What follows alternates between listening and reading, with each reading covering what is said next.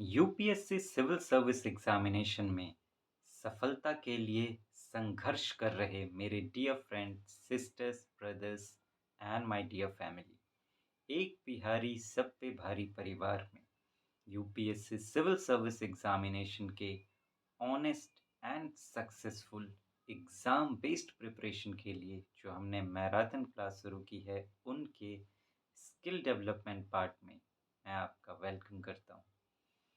Friends, ऐसे writing जो है एक ऐसा पार्ट है यूपीएससी सिविल सर्विस एग्जामिनेशन का जिसमें स्टूडेंट सबसे ज़्यादा स्कोर करते हैं। अगर आप अब टॉपर्स के मार्क्स उठा के देखेंगे तो बाकी सारे जीएस पेपर्स से ज़्यादा मार्क्स आप देखेंगे कि उन्हें ऐसे में मिलता है। ऐसे में हाईएस्ट आप बात करें तो आप 180 तक स्कोर कर सकते हैं। टॉपर्स के मार्क्स आप देखेंगे तो 130 टू 35 के आसपास रहते हैं, लेकिन 180 तक इसमें स्कोर किया जा सकता है। एक स्टूडेंट अभी तक ऐसे रहे हैं जिन्होंने 175 तक स्कोर किया है, और कुछ स्टूडेंट्स हर साल लगभग ऐसे होते हैं। एक दो की मैं बात करूं तो 160 को वो टच करते हैं।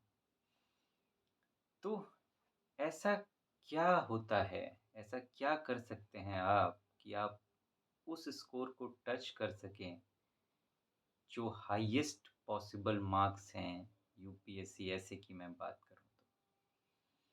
फ्रेंड्स, आपका ऐसा होना चाहिए कि जब एग्जामिनर उसको पढ़े तो उसे लगे कि वो एक एक ऐसी मूवी देख रहा है, उसे लगे कि वो एक मूवी देख रहा है जिसकी स्टोरी बहुत ही अच्छी है, जो बिना वो पूरा देखे उस मूवी को छोड़ ना सके। एक फ्लो, एक रिदम जैसे एक मूवी की स्टोरी में होती है, उस तरीके से आपके ऐसे में होना चाहिए। ऐसा ऐसे लिखने के लिए उसकी कुछ ज़रूरतें हैं जो आपको पूरी करनी पड़ेगी। आपका जो ऐसे है वो बिल्कुल गढ़ा हुआ होना चाहिए, उसमें जो-जो ज़रूरी बातें हैं वो होनी चाहिए। ऐसे का स्ट्रक्चर सबसे पहले आपको पता होना चाहिए। तो ऐसे का वो स्ट्रक्चर कैसा हो सकता है उसके बारे में हमने बातें की थी, आपको याद होगा। ऐसे ऐसे लिखना होगा, मैंने आपको कहा था। और फिर उसके बाद हमने बातें शुरू की थी एक ऐसे को पकड़कर प्रैक्टिकली, कि अब देखें कि ऐसे लिखा कैसे जाए उस तरीके से जो चाहिए यूपीएससी को वैसा मार्क्स देने के लिए। हम पिछले कुछ सालों के जो यूपीएससी ने ऐसे पूछे हैं उन पर बातें कर रहे हैं। हम धीरे-धीरे आगे की तरफ बढ़ रहे हैं। जो हमारा पहला ऐसे हमने चुना है वो है destiny of a nation is shaped in its classrooms. इस पर काफ़ी लिख चुके हैं हम। मैं आपको थोड़ा-सा याद दिलाना चाहूँगा और आप उस बेस पर देखिए कि क्या वो फ्लो, वो रिदम एक मूवी की तरह क्रिएट होता है। सबसे पहले एज़ पर स्ट्रक्चर हमने रफ वर्क किया था, जो कि जिससे कि ये डिसाइड होगा कि आप किस तरीके से लिखेंगे। पहले कौन-सा लिखना है पार्ट, फिर कौन-सा लिखना है, फिर कौन-सा लिखना है, फिर कौन-सा लिखना है। उसी तरह जैसे क्रिकेट का मैच है, तो पहले किसको बैटिंग उतारनी है, फिर किसको है। अगर आप सोचिए कि आप बॉलर को बैटिंग के लिए कर उतार देंगे शुरू में, तो उस मैच की क्या हालत हो जाएगी। तो आपको पता होना चाहिए कि पहले क्या है, तो वो रफ से होगा, पहले रफ वर्क, और फिर उसके बाद ओपनिंग पार्ट, जिसमें आप कोई एक कोट लेकर, कोई एक स्टोरी लेकर या शॉर्ट स्टोरी या फिर कोई रेफ़रेंस लेकर बात करते हैं, जिसमें आप दिखाते हैं जो पूछा गया है, ऐसे का जो टॉपिक है उसका एक रिफ्लेक्शन दिखाते हैं, एक अट्रैक्टिव रिफ्लेक्शन। हमने एपीजे अब्दुल कलाम जी की एक कोट लेकर शुरुआत की थी, आपको याद होगा। और फिर इस तरीके से ओपन करने के बाद एक इंट्रोडक्शन पार्ट आता है, जिसमें आप लिखते हैं वो जो ऐसे दिया गया है उस टॉपिक को रिफ्लेक्ट करने का एक इंट्रोडक्शन पार्ट लिखते हैं कि किस तरीके से चीज़ें हैं, जिसमें हमने बातें की थी वो हमने लिखा था। और फिर ओपन कर दिया, इंट्रो दे दिया, दोनों ऐसे को रिफ्लेक्ट कर हमेशा अपने टॉपिक से कनेक्ट करके रखना है, ये हम कर रहे हैं। फिर हमने बताया इसका सरफेस मीनिंग। अगर ये दिया है destiny of a nation is shaped in it's classroom, तो डेस्टिनी ऑफ अ नेशन किसे कहा जा सकता है और फिर क्लासरूम किसे कहा जा सकता है, ये हमने बताई। और अब हमें डायमेंशंस पर बातें करनी है। तो देखिए एक रिदम क्रिएट हो रहा है या नहीं, बिल्कुल स्टेप बाय स्टेप जो जो ज़रूरी बातें हैं वो आप बता रहे हैं। अब आइए फ्रेंड्स पहले डायमेंशन पर बात करते हैं। हमने बात कर ली कि क्लासरूम किसे कह सकते हैं। अब देखिए आगे की तरफ बढ़ना कैसे है आपको। बढ़ने के लिए एक कनेक्टिंग लाइन हमेशा रखिएगा, आपका पूरा ऐसे कनेक्टेड होना चाहिए। अब देखिए आगे कैसे बढ़ेंगे। अब बताना है कि how destiny of a nation is shaped in its classrooms can be seen through for various dimensions.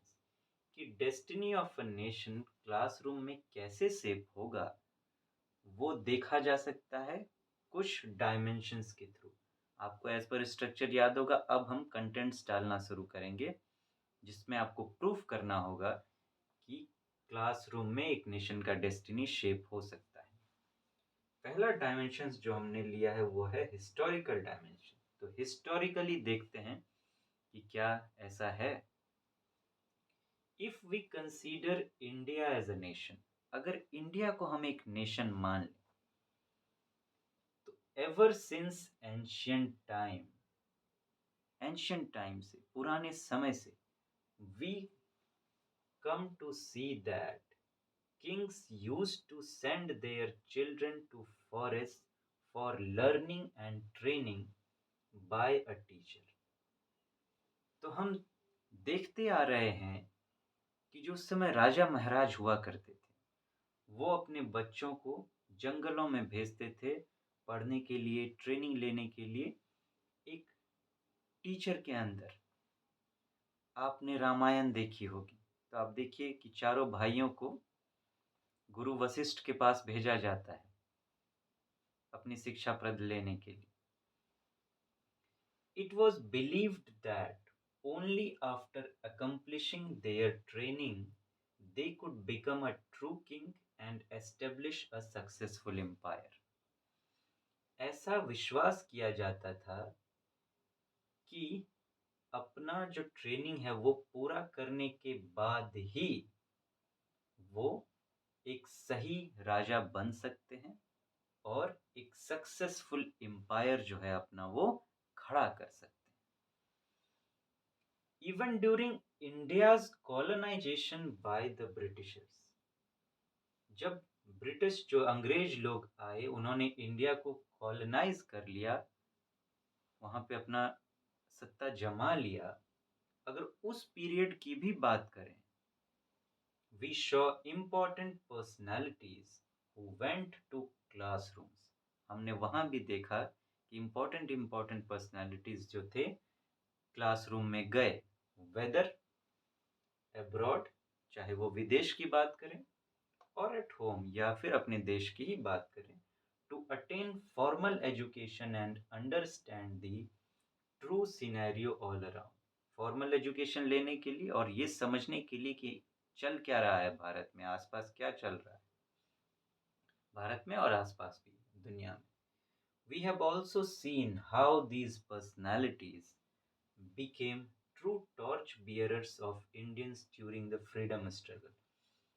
हमने ये भी देखा कि कैसे यही पर्सनालिटी जो क्लासरूम में गए थे वो जो है मार्गदर्शक बने भारत के लोगों के स्वतंत्रता संग्राम, फ्रीडम स्ट्रगल के दौरान, एंड इवन आफ्टर इंडिपेंडेंस, और स्वतंत्रता के बाद भी, जब हम स्वतंत्र हो गए 1947 में, उसके बाद भी दीज वेर दोज, यही वो थे, ये जो जिन्होंने क्लासरूम में शिक्षा ली थी, यही वो थे who shaped India's destiny by formulation of her future path in the form of constitution। जिन्होंने इंडिया का डेस्टिनी शेप किया, कैसे, आगे का रास्ता बनाकर कॉन्स्टिट्यूशन के फॉर्म में। Ambedkar ji drafter of the constitution, उन्होंने लंदन स्कूल ऑफ इकोनॉमिक्स से पढ़ाई की, तो गए थे ना क्लासरूम। महात्मा गांधी हमारे, वो भी गए थे अब्रॉड पढ़ने के लिए, इंग्लैंड गए थे, वहाँ पे उन्होंने बैरिस्ट्री की पढ़ाई की थी। नेहरू जी, तो जितने भी इम्पोर्टेंट पर्सनालिटीज़ हुए, इन्होंने क्लासरूम में पढ़ाई की, और इन्होंने ही तो नेशन की, हमारे इंडिया की डेस्टिनी शेप की थी ना। तो देखिए प्रूफ हो रहा है कि नहीं। अब देखिए हमने हिस्टोरिकल एंगल लिया, तो हमने एक पुरानी भी बात की, बहुत पुरानी, जो शुरू में आ रही थी, और फिर उसके बाद हमने अंग्रेजों के ज़माने की भी बात की। तो देखिए कैसे रिदम क्रिएट हो रहा है। यही आप इसी को हिस्ट्री में कोई एक ही पार्ट लिख देते आप, कि सिर्फ अंग्रेजों के टाइम का बता रहे हैं, या फिर सिर्फ यही बता रहे हैं, या फिर इसी को उलट-पलट कर देते, अंग्रेजों का पहले बताते, राजा महाराजा का बाद में बताते। देखिए एक रिदम क्रिएट नहीं होता। तो इन बातों को आपको ध्यान में रखना है। तो देखिए एक डायमेंशन में आपने देखा कि किस तरीके से ये प्रूफ हमने किया कि destiny of a nation is shaped in it's classroom, की क्लासरूम में ही डेस्टिनी शेप होता है नेशन का। अब इस तरीके से हम और डायमेंशंस पर भी बातें करेंगे। जब हमारा पूरा ऐसे कंप्लीट हो जाए, तो जो प्लेलिस्ट में है हमारा, ये जो सारा रहेगा, इसे आप कनेक्ट करके नोट कर लें, और फिर देखें कि आपका पूरा ऐसे कैसे बनता है और कैसे आपको लिखना है।